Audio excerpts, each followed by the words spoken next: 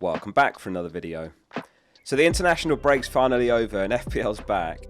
We're back to Saturday deadlines for a while as well, which buys us some extra time to weigh up moves. Let's have a look at how the team's shaping up for Gameweek 5 and the transfer plans this week. Starting off with the usual look back at how the previous game week went. It was the dreaded international break red arrow, 73 points, which was just about above average but not enough for a green. Pickford doing Pickford things once again, conceding twice to Sheffield United. More disappointments in defence as well, with Estepinian losing his clean sheet in added time and Chilwell conceding to Forest along with a yellow card. Clean sheets in general were far and few between last game week. There was just 2 in total across all teams, I think. Udogie got an assist though versus Burnley and a bonus point as well, so it's still a 5-pointer despite conceding twice. The transfers made were a mixed bag in the end. Mitoma went out for Mbeumo. Mitoma got an assist but Mbeumo scored. Martinelli went out for Sterling as well. Martinelli got an assist, Sterling blanked.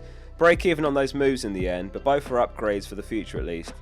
Sterling was the most popular transfer in last game week actually, 1.2 million new owners.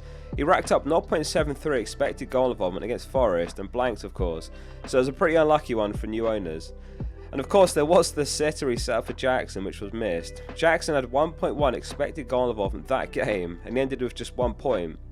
That's the way it goes in FPL sometimes. The underlying data at least is encouraging and he can still deliver on that in the coming weeks with 4 good fixtures for Chelsea coming still. So Gabriel finally got his start for Arsenal. I actually think he could be back in the first choice 11 now.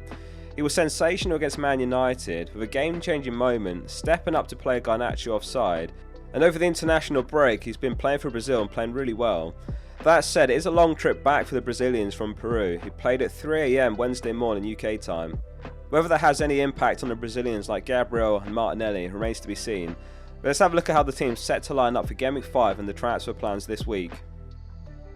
Turner comes in for the fixture home to Burnley. Massive upset last game week, keeping a clean sheet away to Chelsea. I think he was on for 3 bonus points as well, if not for a late yellow card which knocked him off bonus completely. Forest are typically a more solid team at home. Last season they conceded 24 goals home and a massive 41 on the road. This week they're playing at home. The back 3 is Udogie, Estepinian and Chilwell. Reflecting on the Udogie pick, he was a really last minute addition to the team. Nearly went into Game Week 1 with a 4 mil defender instead to save 0.5 mil. 15 of 5 points in the last 2 weeks he's played for me, which is massive and a bit lucky, let's be honest. It feels like there's more injuries than usual this season. It would be interesting to see the data on that. In my case, Gabriel losing his spot at the start of the season plus Shaw's injury meant that the depth in defence has been crucial. I do think that just because you've got money, you don't need to spend it at all. But on the other hand, don't avoid having depth just for the sake of it either. Spurs are top of the clean sheet odds this week, given a 47% chance by the bookies against Sheffield United. My last defender spot's proving tricky, and I'm really not sure on this one. Gabriel's been given a 39.5% chance of a clean sheet, while Estepinian has a 15.5% chance away to Man United, but obviously he's significantly more attacking. Gabriel's only had 1 start as well, so we don't know for certain if that spot is his again. As it stands, Estepinian starts on the team. Man United have conceded 7 goals in their last 3 games, 7.6 expected goals conceded over the season, which ranks 15th in the league, really poor numbers. That said, with Estepinian you are depending on attacking returns more than clean sheets. Brighton's XGC reads as follows: 1.5 against Luton, 2.1 against Wolves, 3.3 against West Ham and 1.3 against Newcastle. I'd be interested to know which you think between Gabriel and Estepinian in the comments. Chilwell's on the road to Bournemouth and he's been given a 34% chance of a clean sheet. What surprised me is Pochettino has been taking him off early to bring on an attacker, so it's Colwell that moves into left back as a back 4. He has been playing that position in left wing essentially this season. He's second among all defenders for expected goal involvement after Cash, so despite dodging the points recently, he's an easy hold for the next 4 game weeks: Bournemouth, Villa, Fulham and Burnley. The midfield is Mbeumo, Saka, Sterling, Fernandes and Rashford. Huge relief last game week as Mbeumo found the back of the net late in that game. It was a brilliant turn taking the ball on the spin. What a season he's having, and he's just scored again on international duty. He's absolutely stepped up in Tony's absence. He's literally ahead of Haaland for expected goal involvement this season. He has had 1 extra penalty of course, but it underlines what a season he's having overall. Not too late to get him if you're a non-owner, though it's not a pressing transfer this week away to Newcastle. From Game Week 6, the home to Everton, and then away to Forest in Game Week 7. I'm excited to see more of Saka with White playing in right back. These two linked up so well last season. When Zinchenko starts, it means White has the licence to push down the wings and even overlap Saka. Arteta's failed experiment with Partey inverting from right back has meant that Saka's been isolated at times. I can understand why Arteta's tried it though, as the system is very dependent on Zinchenko otherwise, which isn't sustainable in every competition. However, Partey's out injured for a while as well now, so he's not got much choice. Everton on the road can be a tough fixture on their day, it's a must-win game for Arsenal.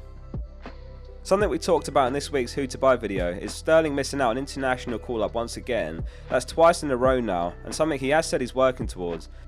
I read that he was really unhappy about missing out, but I can understand it from Southgate's perspective. After just one very good game against Luton, he's not done enough really. We've got 4 game weeks ahead of us, and then it's another international break. So I look at this run, Bournemouth, Villa, Fulham and Burnley, and I think that's about as good a run as you could hope for him to fight for a spot in the England squad again. With that all in mind, I'm amazed that 130,000 have sold him already. He's an easy hold for me in my eyes.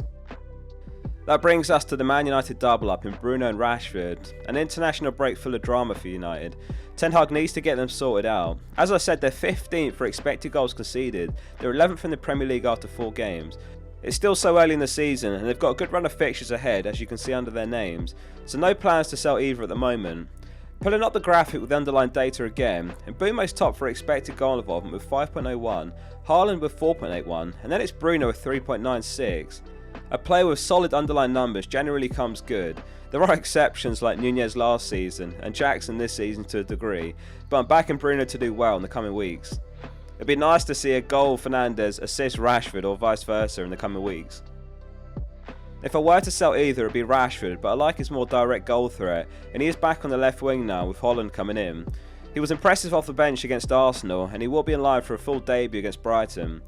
And referring back to the point earlier on Estepinian and the Brighton defence, if we look at the defensive numbers after 4 game weeks, they're 4th from bottom, 17th in the league. They don't have a number 1 keeper, they've lost Caicedo and McAllister, so it looks like we'll see fewer clean sheets this season, and they do have European football to juggle. Estepinian is still an easy hold for the next 2 though, Bournemouth home in Gameweek 6, such a great fixture. Onto the front 2, which is Jackson and Haaland. At the time of recording, Jackson is the most sold player in the game heading into Gameweek 5. Chelsea are riddled with injuries, so I can understand why they've struggled so far, and the sheer number of signings they made does mean that the players need time to gel. And Nkunku's been a massive miss for them, who's not due back for about another 3 months. Again, I'm going to stay patient with Jackson. Not qualifying for European football last season at least works in their favour here in the coming weeks. We've seen teams qualify for Europe and struggle as a consequence. It could certainly happen for Newcastle this season, and it does go the opposite way. With a less loaded schedule, there's less injuries and less fatigue. Captaincy is an interesting one this week if you own Son or Salah, or even both. If you haven't seen the best players to buy video, that'll be on screen at the end of the video. Both Son and Salah are ahead of Haaland on the projections this week. Haaland was on the score sheet for Norway over the international break, unsurprisingly, in a 2-1 win over Georgia. The bench is Pickford, Gabriel, Shaw and Mbama. So Gabriel or Estepinian's only decision to make in the starting 11 still. Gabriel feels like a more reliable route to 6 points, while Estepinian feels like a risky move to double-digit points potentially. Not expecting a Brighton clean sheet, but he's unbelievably attacking.